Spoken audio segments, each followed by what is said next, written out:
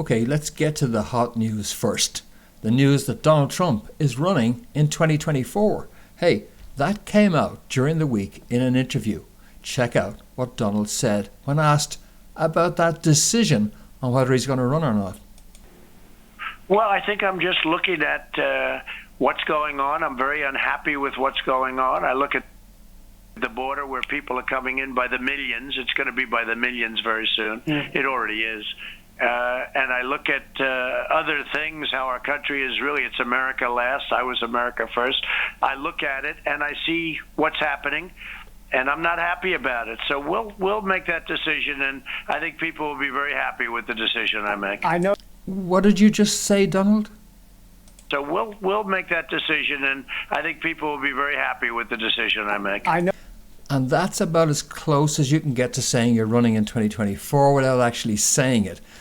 People are going to be very, very happy with the decision he makes. I'm sure they will. So why playing so coy? Because he's waiting for the outcome in Arizona, where a forensic examination to a criminal evidentiary standard, which will put some people in the slammer, is taking place in Arizona, and Donald Trump's biding his time and waiting for the right moment.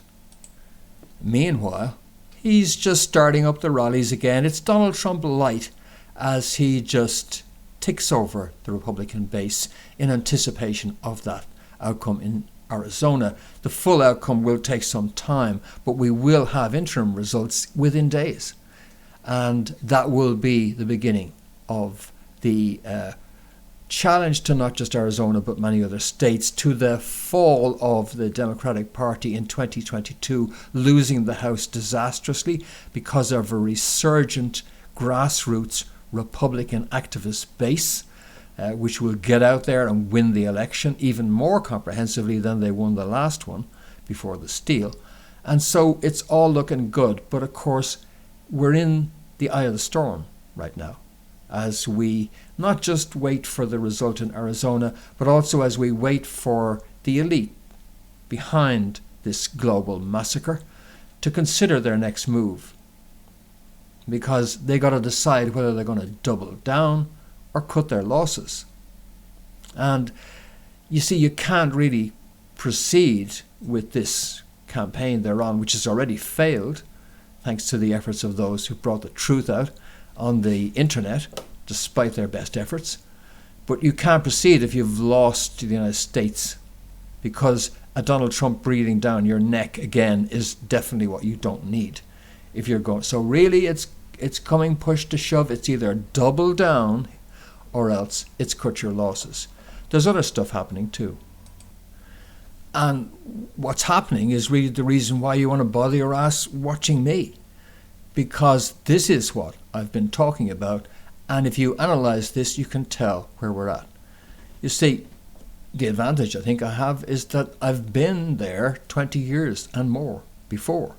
So when people talk about Kary Mullis and the PCR test and how it can't be used in order to diagnose COVID, the same arguments I personally quoted 20 years or more ago as a member of the AIDS dissident movement, questioning the use of PCR tests in HIV/AIDS. So yeah, I know the feeling when you're just saying, hey, Kary says that this isn't even kosher. Because I've said it, I've been there on the HIV/AIDS issue. So that gives me a perspective and understanding, and of course in the interim, many other things too, but it gives me that perspective. And if you haven't fully grasped this perspective, this is really why you should bother your ass, because still I'm the only one talking about this. Among the conspiracy media, alternative media, everyone's talking about how bad Fauci is now, but he's Mr. HIV/AIDS. And that now gives us an understanding of where we're at. Because AIDS, 9/11 and COVID-19 are and were the three major global fear operations in the last 40 years. But there's a trend which is very disturbing for the establishment in that sequence. Yeah, back at the time of HIV/AIDS, all I got for my trouble was to be called an arch conspiracy theorist by the South African Mail and Guardian for my views on HIV/AIDS and research and writing on 9/11. But at that time, it was easy to get away with dismissing those who questioned HIV/AIDS, and although there were perhaps up to 20,000 individuals involved, with maybe 1,000 decent credentialed scientists involved in the AIDS dissident movement, questioning the use of the test, questioning the medications, just like we're questioning the quality and efficacy of the vaccines right now, it was nevertheless a small number. It was a small number. By their second fear operation, which was 9/11, it wasn't just a small number questioning that. No, that was and did go mainstream and had to be fought with propaganda campaigns, and also fought by inserting the most dire, absolute, utter rubbish into the controlled 9/11 conspiracy media to give every question about 9/11 a really bad name because of the ridiculous theories that were advanced. That was deliberate, but nevertheless that required an intensive campaign to fight off, and they had it covered because they didn't just infiltrate the 9/11 movement, they were the 9/11 truth movement, setting all its talking points, controlling what it looked at and what it thought. But that was a large cohort of people who didn't buy that. Huge numbers of both Democrat and Republican voters in the United States did not buy it. And then we come to COVID-19, and now this time it isn't just a tiny number, it isn't a modest number, now it's a vast number of people all around the planet are questioning this, their third fear operation, which is in the medical arena and should really have been the kind of solid ground they could have relied on general ignorance of scientific medical issues to safeguard them and get everyone to just rely on their authority. Hasn't worked out, has it? So 1, 2, 3, and each time they ran a big fear operation, the resistance is bigger. This time there is a future presidential candidate who is questioning. So Trump has played along because he has to for political reasons. You need the votes of Democrats, centrists, as well as GOP, and you can't afford to alienate those. So Trump will always lead from behind on the questions around COVID and its origins. You can expect that. But he knew well Fauci was his deadly enemy when Fauci stood beside him in the White House. He knew his enemies had engineered Fauci in. He played the game. He gave people what they wanted. You want vaccines? Here's vaccines. That's the game that's been played. But for them, this has been the worst fear operation they've ever run in terms of blowback. So, maybe it's because I was there and wore the T-shirt that I'm connecting those dots, but I'm still surprised that they haven't been connected by others, because it's just obvious when you look at it that way. But that was back when. It was 27th of April 2020. I put that out about the Psy-war aspect of all this. It was on how the deep state pulled off the Wuhan up. That was 3rd of May, where I was highlighting Peter Daszak and EcoHealth Alliance and all that stuff that's come out in the intro. But again, it just took so long, and even now people talk about questions about lab leaks, etc., when Dr. Stephen Quay, whom I've been in correspondence with, has definitively established that this was a biological weapons release.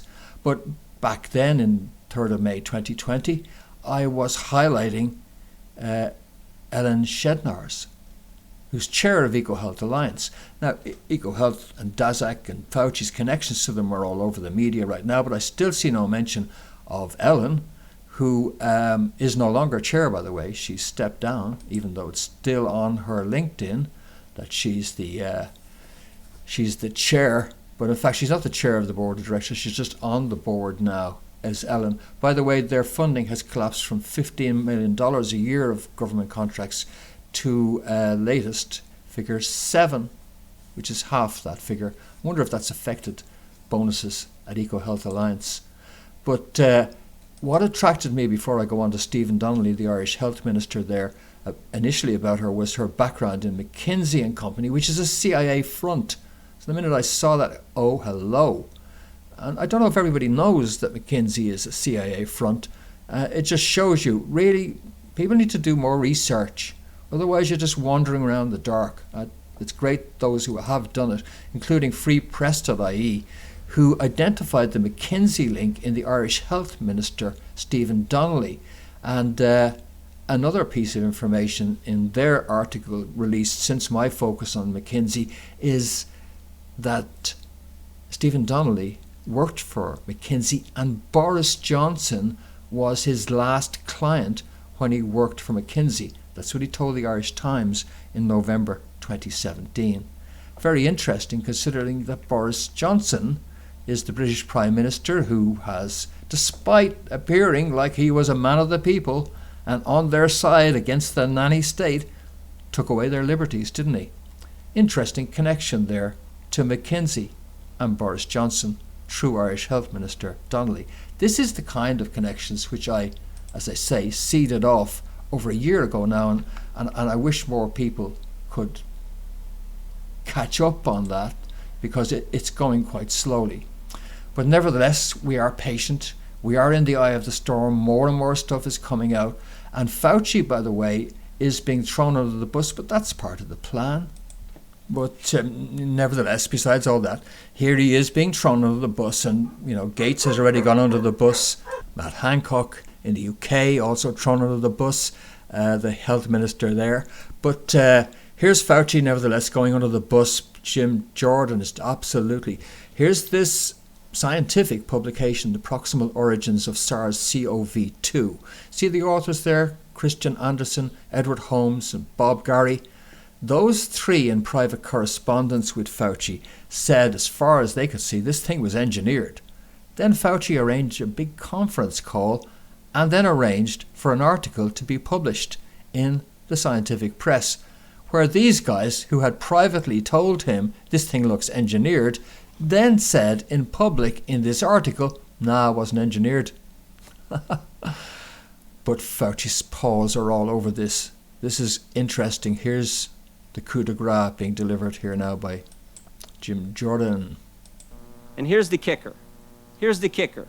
When the article is published, Dr. Fauci cites it at a White House press conference when he is asked by a reporter about the origin of the virus.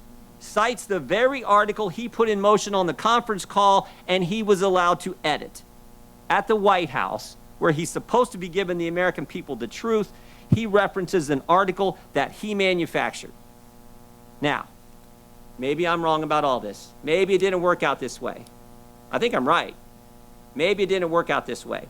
But it would have been nice, Mr. Chairman, if Dr. Fauci would come today and answer our questions. He could have come here and defended himself, but he didn't have the courage to do it. And you know who else wouldn't come? Remember that email about the P3 framework?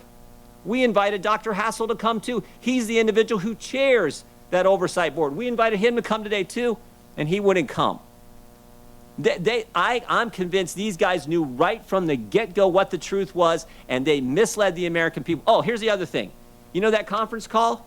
That conference call? We got the emails regarding the conference call from February 2nd. All these guys were emailing back and forth. They were on that conference call. Here's what we got on the FOIA request. Here's all their emails. Every single thing is redacted. Every single thing is redacted about what took place in that conference call, because I'm convinced it was at that conference call where they said, we got to cover our tracks.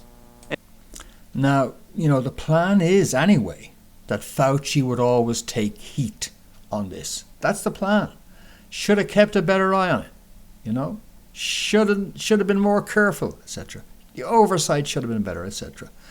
And this would be portrayed as that sloppy practices and procedures in the lab in Wuhan are the consequence was an escape. So, and that's always going to be muddy waters that you can never nail down whether it was the American end or the Chinese end of this thing. This is how they made sure nobody double-crossed each other, because they're both in it together, you see. It was constructed so that neither could subsequently blame the other, because they're both in it. But then similarly, the public could never achieve the proof either. So Fauci being the focus is not accidental. Nevertheless, they are not in control of the narrative. So the question of exactly how much truth comes out on this is an open one. What's also a worrying development from their point of view is Google being directly linked now to that work going on in Wuhan lab by funding Daszak. Peter Daszak, whom I highlighted a year ago, it's now coming out Google had funded him thanks to National Pulse. So, the control of the narrative is slipping away from them. And that's why it's a very panicked move, it seemed to me, that Google removed this video in the last, just about a week ago, with Dr. Robert Malone, Brett Weinstein and Steve Kirsch. And by the way, they're taking that show onto Odyssey, where I am. Remember, you can get my shows on YouTube. 6th of July is when my 2 strikes ban expires. And so therefore I've had to not talk about certain topics. I don't want to lose the channel, but I'm on Odyssey and I'm going to be doing more and more on Odyssey, just waiting for the live streaming on Odyssey, frankly, to make the move there. It's not widely available, but they're making the move already to Odyssey. Google is losing it. There's going to be a departure of intellectuals off of Google's platforms and YouTube. So good news there. But a despairing move to have to pull that interview. I linked to the full interview, which is on Odyssey, which if you're of a medical background, you should definitely check out. It's about 2.5, 3 hours. Absolutely revealing. Confirming your deepest suspicions if you're well informed about the desperate state to which medicine has descended and is part of our revolution, folks, to overthrow that. And that focus on Google and what YouTube will and won't allow to be shown brings us neatly to the third thing, which is the current point in time. Remember, I was saying we're at 3 points now. We're at their swan song, increasing resistance to their fear operations over the last 40 years, and this time to a terminal level of skepticism, I believe, in the end. Secondly, we're in the eye of the storm right now, at this particular moment in time, in that process, as everyone considers their next options, and we wait for Arizona and other developments to follow. But we're also at a point in time where we're about to see populist left and populist right meet in a new populist centre, or shall we say, construct a new agreed populist centre. Now I say populist left as opposed to progressive left, because the progressive left is an artificial construction created by money and propaganda. But it was the populist left which was the original Occupy. And it's the populist left and centre who are behind the apes on Wall Street, who are taking down the hedge funds. That's populist left and centre. And a signal of that, Steve Bannon's well aware of this. Another person I pay close attention to in research is Steve Bannon, as well as Donald Trump. And Bannon has realised that it's now time to form that new populist centre. And as a result, he has begun to speak to people like, say, Naomi Wolf and have them on his show, who's not exactly on the right of the political spectrum, get it? But then going further and speaking with Tim Pool. Tim Pool, who, if you don't know, you're about to see him, and he is a very popular centre/left, populist left blogger with a huge audience, including 500,000 views on this. And this changed people's minds in the populist left about the populist right when they saw this interview with Steve Bannon. Take it away, Steve. At some point in time, I don't believe in the total free flow of capital outside the United States, right? Because otherwise you say, oh, you're going to increase taxes on the wealthy, you're just going to take all their money out of the United States. If you do it with these corporations, you're going to take, well, hey, hang on. If you're domiciled here and you live with the blessings of liberty that are provided by working class and middle class people, that provide the substrate of civic society, and provide the security, not just the police officers and the EMTs and the nurses, but the military and these veterans and these active duty people all over. If you have the blessings of liberty, you got to put a little something in the pot, okay? And it shows you the scam. The $25 billion. That's where you know. And it's Merrick Garland. I think here the scam is. U.S. investigates, this is the page of the Financial Times from the other day. U.S. investigates leak of records showing billionaires pay tax hikes. It's not investigating the billionaires or why they're not paying the taxes. The number one thing, this is U.S. That was Merrick Garland, Joe Biden. So all you guys have voted for Biden, embrace this. Don't give me your populism and how you're going to do this and you're going to do that. This is what you voted for. Yeah. And so when the billionaires, the 24 billionaires have paid under $15 billion in taxes over 5 years, okay, the number one thing Merrick Garland and Joe Biden wants to do is find out who leaked the records. And you're saying that's just taxes on the books, right? Exactly. That's taxes on the books. All right. So we don't have anything. But so, yes, I'm not a libertarian. I don't believe in the total free flow of capital throughout the world. I think there has to be some constraints on it, and you have to think of the national good and the good of the nation. And I certainly don't believe in the free flow of labor, because that only helps to impoverish citizens. Brian Nola says, first time hearing Bannon speak, the media completely lied. He's incredibly intelligent, and I couldn't agree with him more. I'll be seeking his podcast out. Bravo, good sir. Thank you. I think it's fairly obvious, like, all the media about you was just the most ridiculous lies. Like, far-right, authoritarian, white supremacist was, like, the most insane things. Because I'm pretty far right. But I'm a populist. I'm a nationalist. But what does that mean, being far-right? I don't agree. I don't agree with this kind of middle ground where you're going to, I think that somebody has to stand up for the working class people in this country. But see, the thing is, when you're talking about left and right, you have to figure out where your definitions are. Are you talking about the political compass? Are you talking about the there were like 4 different left and right spectrums 10 years ago. There was left in terms of hierarchy and right in terms of anarchy. It was like very strange how people were defining left and right.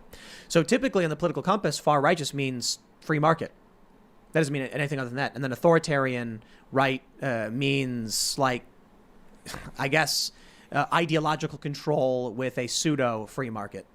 It's very strange how people define what left and right means these days. When you say you're very much in favor of defending the working class, the left argues that's far left. Except I don't see their policies doing that. But first off, the first thing you say, are you open borders? Are you for open borders? If you're open borders, you're destroying. All you're doing is putting the most intense competition against the people least able to defend themselves, and that's the working class. You're And so a terrible beauty is born. United by their shared loathing of an elite which has played them for saps for decades, we are about to see the creation of that new centre. As you saw in that discussion there, I started to think, what does left mean? What does right mean? Exactly? Much of this means nothing. What means is, whose side are you on in these critical times? And we're going to see unity. So the whole landscape is about to shift, and it's about time. But also it means that there's a future which is going to open up in ways that I think people probably don't expect, as old certainties are about to completely ebb away. Old certainties are about to dissipate. This is a transforming event at the appropriate and correct transformative moment. I say bring it on. It's very lucky that they tried this on when they did and at that moment of weakness. For acting in weakness, not in strength, they've exposed themselves. And people like Steve Bannon are queuing up now to create that new political future. A very astute move, and one which will determine our future, I believe. The key thing you have to remember has already taken place. The key thing is that the grassroots have recovered control of one of the 2 political parties in the United States. The Republican Party, through the actions of ordinary people at a precinct level, taking control of the party in response to this outrageous steal by the establishment, has restored control of that party to the grassroots. They now call the shots, and they buy into Donald Trump. And so that's just a reality. They've lost one of the 2 parties. When you control both parties in a 1-2 party state, you can do whatever you like. Those days are over, and a grand political realignment is about to take place as the existing shattered, weak, disjointed, disunited, blundering Democratic Party is about to be savaged from both sides of the political spectrum. I'm looking forward to that. I'm looking forward to the future. Sometimes it's painful, but you reach a moment, and we're in that moment, where you see a new dawn because of all the shit that we've put up with over the last year and a half since this thing first emerged. And it's a union of that nationalist focused sentiment in people to look after country and community, and that thirst for justice, equity and reform which has characterized progressive left. And a grand union is emerging. I'll be back with more on a more focused look toward our own opposition. I've been doing some work on a publishing project which I'll announce as soon as we're in a position to announce that, to actually create a platform which can get alternative views out now as we build alternative media in response to their attempts to shut us down on the media they have controlled. So more on that, and as I say, a closer look at individuals, including Rainer Fulmisch and some of the things he's been saying recently. This is the lawyer who's taking the PCR test into court to challenge it. I want to take a look at some of the stuff some of the developments that have taken place over the summer, which I've been following, and bring them to you. And also I'll be doing a video today as well for our Trump punters, those who have followed the legal brief which I drafted up and was used as a template by hundreds of people to challenge the loss of their stake in the recent election when Betfair decided to close the market on the 14th of December instead of waiting to see who would be the president on the 6th of January. So I'm doing an update video on that. And as I say, more videos just examining some of the developments which have taken place over the last month or so. That's upcoming. But I'll leave you with this one, which is an examination of that sentiment, that emerging sentiment in many countries, as people begin to realize that this is the time when they have to battle for that which they love, the life which they loved, the old normal, and in fact a better version of the old normal. I am crossing the Delaware River in the dark, and I'm declaring independence with my mark. For I am everything that rises to be free, there when two are gathered making three. I am high up in the clouds and underground. I am everywhere and nowhere to be found. For I'm boundless, yet I'm bound to take a stand for my hearth, my home, my country, and my land. I'll be back soon. Hope you can join me for that. But in the meantime, for informed consent and breakfornews.com, this has been Fintan Dunne reporting. Thanks for joining me.